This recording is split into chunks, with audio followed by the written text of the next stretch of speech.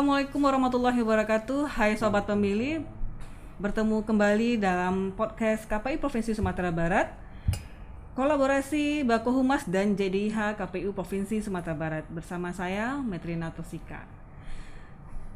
Kali ini kita kedatangan narasumber yang paling ditunggu-tunggu, yakni Koordinator Divisi Hukum dan Pengawasan KPU Provinsi Sumatera Barat, yakni Bapak Amnasmen. Selamat datang Pak. Assalamualaikum. Salam King, apa kabar King? Alhamdulillah baik Pak. Kemarin Pak? Alhamdulillah. Alhamdulillah baik. Nah, saat ini kita akan membahas sebuah topik yang cukup menarik, yakni mengenai pemilu dan pemilihan serentak tahun 2024. Nah, sebagaimana kita ketahui bahwa Badan Legislasi DPR, Menkumham dan juga Panitia Perancang Undang-Undang di DPR telah bersepakat untuk tidak lagi membahas dan menarik kembali revisi Undang-Undang Pemilu. Sehingga ini tentu akan membuat sebuah tantangan bagi KPU terutama sebagai penyelenggara pemilu, dan bagaimana dampaknya pada tatanan demokrasi di Indonesia nantinya. Dan ini tentu juga akan mempengaruhi penyelenggara pemilu, peserta pemilu, dan sobat pemilih semua. Nah, oleh karena itu bagaimana tantangannya dan apa yang kira-kira akan dihadapi dinamikanya oleh penyelenggara pemilu terutama di Sumatera Barat. Mari kita kumpas hal ini dengan Bapak Amnasmen selaku Koordinator Divisi Hukum KPU Provinsi Sumatera Barat. Nah, menurut Bapak ini bagaimana pendapat Bapak terhadap tidak direvisinya Undang-Undang Pemilu tersebut? Ya, makasih King.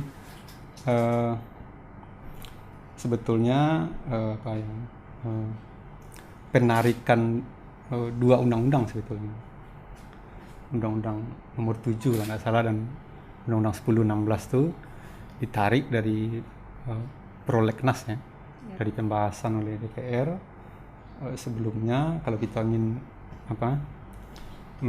melihat kembali ke belakang, adalah bentuk yang berkonsekuensi kepada tidak akan terlaksananya, kira-kira seperti itu, pilkada di 2022 dan 2023. Itu hal pertama, karena tidak ada revisi terhadap undang-undang. Substansi dari undang-undang itu mau direvisi kan mau mempertemukan hal-hal yang belum diatur di Undang-Undang 10 dan belum diatur di Undang-Undang nomor 7. Tetapi akhirnya pemerintah memutuskan bahwasannya tidak adanya pembahasan revisi Undang-Undang nomor 10 dan Undang-Undang. Tentu ini menjadi PR besar bagi KPU. Karena apa? Karena tidak revisinya undang-undang itu menjadi konsekuensi terhadap pertama itu pilkada 2022 yang juga terjadi yang akan dilaksanakan di Sumatera Barat, dan pilkada 2023 kalau tidak salah ada 6 daerah yang melaksanakan pilkada itu tidak dilaksanakan. Itu pertama.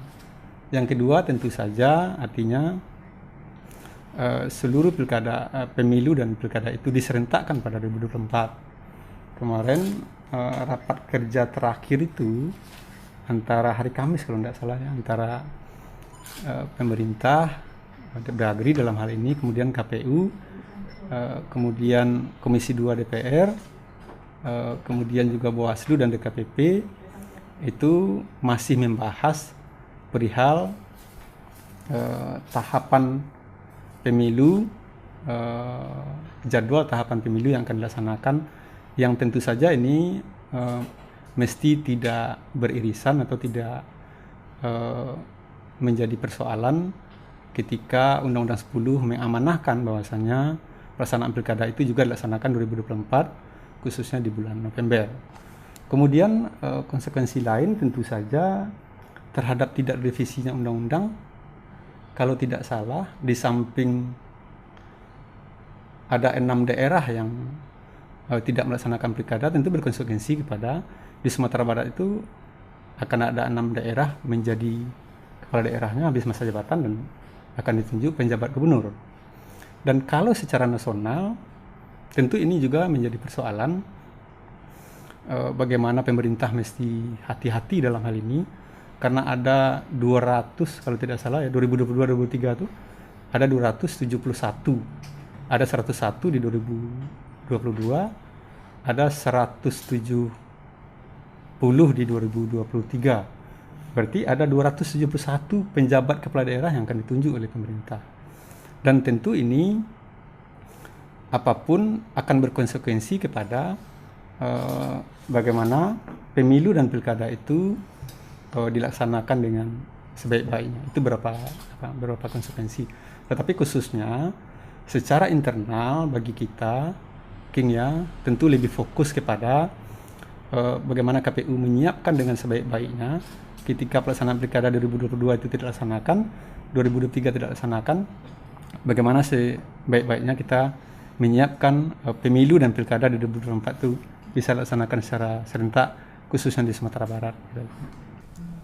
Ya, berarti ada 3 pondasi besar regulasi pemilu yang harus semestinya direvisi supaya bisa berjalan seiring pada tahun 2024 nanti ya Pak ya. Iya. Nah, kira-kira nanti apakah ini akan saling mempengaruhi nggak Pak tahapan pemilu dengan tahapan pemilihan yang ternyata harus diselenggarakan di tahun yang sama gitu Pak? Kira-kira. Gitu Pak. Iya, mudah-mudahan tentu apapun proses yang sedang berjalan hari ini. Terakhir kita mengikuti rapat kerja seperti yang saya sampaikan tadi, rapat kerja Komisi 2 dengan pemerintah, kemudian juga dengan KPU, Bawaslu, DKPP, dan Depdagri itu membahas setidak-tidaknya mendengarkan rancangan tahapan yang akan disampaikan oleh KPU kemarin. Kemudian juga KPU mempresentasikan kebutuhan anggaran untuk pelaksanaan pemilu 2024, anggaran 2022, 2023, dan 2024. Kemudian juga KPU menyampaikan bagaimana konsekuensi terhadap struktur kesiapan kelembagaan KPU dalam persiapan menghadapi 2024. Itu yang kemarin dibahas. Namun, hasil pembahasan itu, pertama kita ketahui belum adanya kesepakatan terhadap jadwal. Misalnya KPU mengusulkan pada bulan Februari, tanggal 21 nggak salah ya? Tanggal 28. Oh ya, bulan Februari. 21 Februari. Kemudian pemerintah belum sependapat dengan KPU karena pemerintah juga memiliki usulan sendiri dengan pertimbangan-pertimbangan yang secara terbuka disampaikan oleh pemerintah. Pemerintah mengusulkan bulan April atau bulan Mei, 8 April atau 15 Mei, kira-kira seperti itu. Artinya bulan April dan bulan Mei. Nah, tentu saja ini berkonsekuensi kepada sampai hari ini masih stagnannya jadwal rancangan yang diusulkan oleh KPU. Tentu ini akan dibahas lagi. Nah, itu dibahas kalau tidak salah itu menjelang masa reses oleh DPR pada 8 Oktober, paling lambat pada 8 Oktober. Juga terhadap usulan rancangan anggaran yang diusulkan oleh KPU 86 triliun. Nah, ini kan pemerintah dan DPR menganggap anggaran ini cukup tinggi ya. Itu dikomparasi dengan kondisi yang ada sekarang, yaitu pemerintah yang sedang mencoba untuk memulihkan ekonomi, kemudian pemerintah juga sedang fokus untuk menyelesaikan persoalan-persoalan pandemi. Itu pemerintah menganggap ini permintaan dukungan anggaran ini cukup tinggi. Bahkan secara tegas pemerintah berharap kepada KPU ini mesti di anggaran ini dipotong lagi. Apakah itu berkonsekuensi kepada pemotongan tahapan? Misalnya kampanye yang diusulkan oleh KPU itu 7 bulan, pemerintah bahkan meminta itu cukup 2 bulan. Permintaan pemerintah itu 90 hari atau 2 bulan kalau tidak salah. Bahkan DPR pun ada yang meminta itu cukup 2 bulan. Karena pengalaman kampanye di masa pandemi itu tidak ada persoalan. Bahkan kampanye daring, tidak ada persoalan. Gitu kan. Jadi tentu ini masih butuh waktu lagi oleh KPU dan pemerintah untuk mensimulasikan tahapan-tahapan ini sampai memang ini bisa selesai. Dan lagi tentu saja bagi kita, kalau pengusulan itu Februari, ada rentang waktu 9 bulan bagi KPU untuk menghadapi pemilihan kepala daerah dari hari H yang kalau memang pilkada November, kemudian Februari itu waktunya 9 bulan. Itu Bagi kalau KPU, tidak ada putaran kedua ya Pak? itu ya? kalau tidak ada putaran kedua. Ya, artinya kalau itu Februari, Ya. November itu kan ada 9 bulan. Ya. Nah, mungkin KPU beranggapan bagaimana menyiapkan putaran kedua dengan sebaik-baiknya, atau proses-proses sengketa, persoalan di Bawaslu, atau mungkin persoalan di PT UN misalnya. Iya, iya. Kan ini KPU pengalaman-pengalaman yang kita hadapi, kan ini persoalan yang kita hadapi. Tetapi usulan pemerintah bahwasanya bulan April itu bisa kita melaksanakan. Nah, ini yang paling penting untuk kita jadi perhatian bagi kita mungkin. Pada intinya KPU sebenarnya siap kalau kapanpun pemilu itu dilaksanakan ya Pak ya? Iya, ya pengalaman kita banyak hal yang kita laksanakan di masa-masa masa-masa waktu yang sangat kasib yang diberikan oleh pemerintah dan KPU kepada kita di daerah, dan alhamdulillah karena memang kita fokus pekerjaan itu kita laksanakan secara kolegial dan koordinasi yang baik, dan itu bisa kita laksanakan secara terukur tepat waktu. Ya Pak, salah satu imbasnya tidak direvisinya Undang-Undang Pemilu dan Undang-Undang Pemilihan itu kan adalah seleksi anggota KPU. Seleksi anggota KPU yang memiliki jadwal yang sebenarnya tidak serentak di seluruh Indonesia. Nah, ini akan menyita perhatian KPRI tentunya nantinya dalam menyeleksi personil di tingkat daerah. Nah, kira-kira bagaimana KPU mengantisipasi rotasi pergantian komisioner tersebut di tingkat daerah yang tidak serentak, sedangkan beban penyelenggaraan pemilu serentak ini cukup berat gitu. Ya, ini menarik ya. Ya, menarik begini. Dalam rapat kerja kemarin KPU berangkat dari pengusulan permohonan untuk memperpanjang masa jabatan KPU di daerah. Bukan KPU RI. Tapi KPU RI mengusulkan mohon diperpanjang itu masa jabatan teman-teman di daerah. Gagasan pemikiran pimpinan kita di Jakarta? Pertama, kalau tidak salah ini, mohon diluruskan saya lupa. Ada ratusan, kalau tidak salah di 2022 itu lebih 300 kalau tidak salah. Di 2023 itu hampir 200 daerah satker yang habis masa jabatan 2022-2023. Tentu kalau merujuk kepada rancangan tahapan KPU itu di 2023 itu sudah ada penetapan daftar pemilih tetap, sudah ada verifikasi terhadap partai politik. Ini kan kerja-kerja besar, sudah ada persoalan daerah pemilihan yang akan dibahas. Ini kan kerja-kerja besar yang mesti dilakukan oleh KPU yang pengalaman awalnya itu hanya melaksanakan keserentakan pemilihan legislatif dan pemilihan presiden pada tahun yang sama. Tetapi hari ini 2024 KPU itu memiliki pengalaman dan tanggung jawab baru, bahwasanya di samping melaksanakan pemilu legislatif dan pemilu presiden pada waktu yang sama, mesti juga melaksanakan pilkada pada tahun yang sama. Yang ini tidak hanya persoalan beririsan, tetapi ada korelasi antara dua pemilu ini, bahwasanya pilkada mesti dilaksanakan ketika sudah selesainya seluruh proses tahapan dan hasil pemilu legislatif itu selesai. Karena pelaksanaan pilkada itu mesti merujuk kepada hasil pemilu legislatif. Nah, kan ini menjadi persoalan oleh KPU, sehingga KPU memiliki pemikiran ketika seluruh konstruksi persoalan ini kita hadapi ke depan, kita mencoba mengusulkan kepada pemerintah untuk memperpanjang masa jabatan KPU di daerah. Yang tentu saja ini akan berkonsekuensi juga kepada revisi aturan undang-undang, misalnya kan. Dan ini kan persoalan undang-undang kan. Karena masa jabatan itu kan 5 tahun. Tapi pemikiran ini setidak-tidaknya KPU sudah mencoba melemparkan. Ini kan nanti akan menjadi diskusi pembahasan yang mendalam, yang jeli juga nanti oleh pemerintah dan KPU. Yang paling penting bagi kita adalah pemerintah, KPU, DPR itu membuat keputusan yang sangat tepat, dan kita di daerah siap melaksanakan tugas-tugas itu dengan sebaik-baiknya sampai kepada proses-proses terakhir. Misalnya teman-teman 2022, 2023 habis masa jabatannya, bahkan ada 2024. Kalau salah di Sumatera Barat, Padang Panjang, nggak salah. Mohon maaf. Padang Panjang itu 2024 nggak salah. Kemudian teman-teman yang lain seperti Solunto,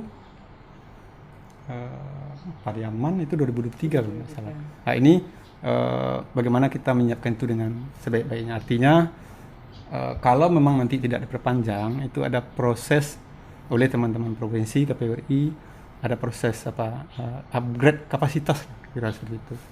Bagaimana dengan cepat meningkatkan kapasitas daripada teman-teman sebagai pelaksana nantinya di 2024. Ya, seperti yang Pak sampaikan tadi kan di Sumatera Barat nanti ada empat kali proses seleksi KPU, anggota KPU. Yakni ada di bulan Juni, Juli, Oktober 2023 dan bulan Mei 2024. Nah, itu kan beririsan dengan jadwal tahapan pemilu. Nah, gitu kira-kira bagaimana agar tips untuk menjaga kondusivitas tahapan pemilu dan pemilihan di tengah pergantian personil KPU di Sumatera Barat itu kira-kira, Pak? Ya, oke.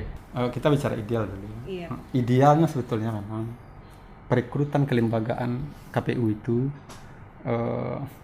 sesuai dengan proses persiapan tahapan pemilu dilaksanakan. Itu konstruksi ideal menurut saya.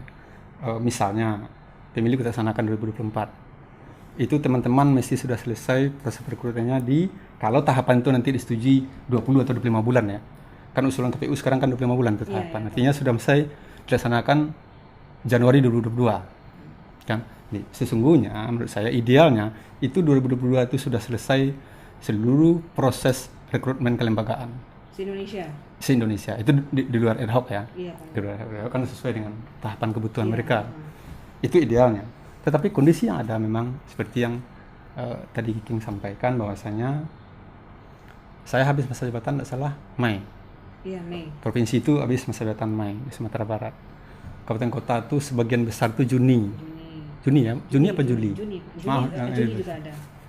Juni. Kemudian ada teman-teman yang 2023 yang saya sampaikan tadi, misalnya Solunto, Payakumbuh, Pariaman, kalau Mentawai sama itu, Kemudian ada 2024. Kota Padang. Padang itu sama apa ya? Padang Panjang kalau nggak salah. Kalau Padang Panjang yang selalu untuk kan. Oh iya, pokoknya Padang itu 2024. Nah, coba bayangkan kalau misalnya penyelenggara pemilu itu direkrut pada saat proses tahapan yang sudah dilakukan secara maksimal. Kalau teman-teman Padang itu selesai Mei ya? Mei, peserta mereka bekerja. Mei itu kalau tidak salah itu sudah proses pencalonan itu dalam pilkada. Karena dalam tahapan pilkada, Agustus itu sudah penetapan calon. Tentu ini sebetulnya tidak ideal. Tetapi kondisi regulasi, kondisi undang-undang memang terjadinya seperti itu. Meskipun ke depan pasti pemerintah KPU DPR akan memperbaiki ini. Tetapi tentu kembalinya adalah bagaimana kita menyiapkan ini dengan sebaik-baiknya. Kan ini persoalannya. Jadi tentu saja ketika nanti pemerintah DPR sudah menetapkan jadwal, kemudian KPU tentu sudah menetapkan tahapan, kita sebagai penyelenggara di tingkat bawah akan menyelenggarakan ini dengan sebaik-baiknya, seprofesional mungkin, dan tidak boleh, walaupun masa transisi itu akan berjalan, misalnya akan ada perekrutan pada awal tahun pada 2023 misalnya, itu kan akan ada perekrutan yang habis masa jabatan bulan Mei, bulan Juni 2023 itu awal tahun mereka akan sudah direkrut, mereka akan fokus untuk menyelenggarakan persiapan diri mereka menjadi penyelenggara. Ini tentu saja tanggung jawab kelembagaan kita. Tanggung jawab kita dalam berbangsa dan bernegara sebagai yang diamanahkan dalam melaksanakan pemilu, mesti fokus melaksanakan pemilu. Meskipun kita memiliki waktu juga untuk menyiapkan diri, khususnya bagi teman-teman yang baru satu periode. Ini juga forum ini mungkin akan menjadi pesan juga bagi teman-teman, baik yang di provinsi dan kabupaten kota, bagaimana proses ketika perekrutan itu dilakukan, karena pemilu hari ini 2024 itu dilaksanakan pemilu legislatif, presiden dan pilkada. Kita mesti secara sungguh-sungguh menjalankan proses tahapan ini sampai habis masa berakhir jabatan kita. Kemudian tentu akan ada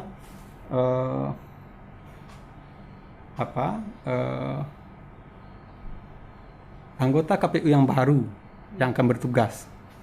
Kita berharap strateginya tentu saja tim sel KPU RI itu sebagian merekrut mereka-mereka yang sudah berpengalaman, tentu saja yang sudah memahami proses tahapan dan ataupun yang sedang menjalani proses tahapan. Karena ada teman-teman yang masih satu periode. Nah, kemudian bagi yang baru, tentu KPU mesti memiliki strategi, program-program dan strategi khusus lah untuk bagaimana meningkatkan kapasitas secara cepat terhadap penyelenggara yang direkrut. Ya, upgrade capacity lah istilahnya kan. Karena apa? Karena kan dalam proses-proses yang berjalan ada masa pembekalan itu. Iya, Pak. Nah, kalau masa pembekalan itu panjang tidak bisa apa? Karena teman-teman sudah masih bekerja. Bisa saja peningkatan kapasitas itu dilakukan ketika mereka sedang bekerja, mencari waktunya, atau mereka tidak sedang bekerja atau lewat Zoom atau seperti apa. Nah, karena memang tahapan ini berjalan ketika mereka sedang direkrut. Jadi poinnya menurut saya tentu pimpinan KPU RI kalau memang ada perekrutan yang baru itu bagaimana mengakomodir teman-teman yang memiliki reputasi yang baik sebelumnya sebagai penyelenggara itu tetap dijadikan penyelenggara. Kemudian kalau ada penyelenggara-penyelenggara yang baru direkrut, nantinya tentu bagaimana strategi peningkatan kapasitas oleh KPU RI kepada teman-teman yang akan mulai bekerja sebagai penyelenggara yang baru. Ya, berarti dengan beragamnya proses seleksi anggota KPU nantinya, kalau seandainya tidak direvisi ya Pak ya, kalau tidak ada perpunya ya Pak ya, nanti itu kan mempengaruhi ritme kinerja KPU nanti dalam penyelenggaraan tahapan pemilu dan pemilihan. Nah, kira-kira apa yang menjadi tantangan bagi komisioner yang baru nantinya dan apa pula yang harus dipersiapkan oleh komisioner yang lama agar yang komisioner yang baru ini tidak memikul beban yang terlalu berat lah Pak, tiba-tiba sengketa gitu padahal dia baru datang gitu kan di KPU misalnya seperti itu. Nah, kira-kira apa itu Pak? Ya, rancangan tahapan KPU terhadap kalau pemilu itu dilaksanakan Februari atau April, proses rekrutmen khususnya di Sumatera Barat itu kebanyakan pada saat tahapan verifikasi partai, kemudian penetapan daftar pemilih. Nah, proses-proses rekap, verifikasi itu sedang berjalan. Tentu kalau ada masa transisi di bulan Mei, Juni, kemudian Juli, nah itu tentu menjadi tanggung jawab bagi KPU, khususnya di provinsi dan kabupaten kota untuk menyelesaikan tugas-tugas itu dengan sebaik-baiknya. Kemudian menjadi tanggung jawab juga bagi KPU RI untuk memastikan tugas-tugas itu dilaksanakan dengan sebaik-baiknya oleh KPU yang lama. Kan? Kemudian perekrutan KPU baru ketika mereka sudah dilantik kemudian bekerja, tentu mereka mesti dengan cepat, tidak hanya mengandalkan proses pembekalan, tapi mereka mesti dengan cepat untuk berinisiatif memahami proses tahapan yang berjalan, kemudian mengejar pekerjaan-pekerjaan yang ditransformasikan kepada mereka dari yang lama kepada yang baru. Kemudian yang tidak kalah penting, kemampuan berkoordinasi dengan sekretariat KPU masing-masing. Itu penting itu. Nah, standar pengalaman itu sebenarnya pengalaman yang konstan ya. Itu kan ada di sekretariat sebetulnya kan. Karena dalam kelembagaan kita kan KPU itu membuat kebijakan. Seluruh kebijakan kita itu kan memang berasal daripada masukan-masukan yang disampaikan oleh sekretariat juga sebetulnya. Jadi kemampuan mengelola ini yang mesti ditanamkan juga kepada teman-teman yang nanti akan baru mengemban di penyelenggaraan pemilu. Kalau ada inovasi-inovasi yang memudahkan untuk pekerjaan itu malah akan lebih baik ya Pak ya? Betul. Dan itu kan memang akan kita perdapatkan itu dari koordinasi kita dengan internal kelembagaan sekretariat sebetulnya kan, dari persoalan-persoalan yang kita hadapi di lapangan, bagaimana kita berimprovisasi, berinovasi untuk menyelesaikan pekerjaan, menyelesaikan tahapan, membangun relasi dengan banyak pihak, kemudian cepat berbaur dengan teman-teman, karena sifat kelembagaan kita kan secara kolegial. Ya, Pak. Wah, ternyata pembahasan tentang pemilu dan pemilihan tahun 2004 ini cukup menarik dan sangat menarik ya Pak ya, terutama tentang pergantian personil nih di daerah, baik di tingkat provinsi maupun tingkat di kabupaten kota yang tidak serentak demi menjalankan pemilu yang serentak. Tentu banyak hal yang harus dibahas lagi tentang pemilu tahun 2024 ini, dan ini tidak berakhir di sini saja. Dan podcast KPI Provinsi Sumatera Barat akan menghadirkan topik-topik menarik lainnya seputar pemilu 2024 dan topik-topik lainnya juga. Nah, semoga kita tetap bisa berpikir positif dan melakukan hal-hal yang positif demi negara yang maju, adil, dan berdaulat. Nah, terima kasih telah mendengarkan podcast KPI Provinsi Sumatera Barat. Saya Metrina dan juga narasumber kita, Bapak Amnasmen. Terima kasih banyak, Pak. Sampai bertemu kembali pada podcast kita berikutnya dengan topik-topik yang lebih menarik tentunya. Assalamualaikum warahmatullahi wabarakatuh. Sampai rusak persaudaraan kita. Mari membangun nagari kita, buktikan di TPS Barat.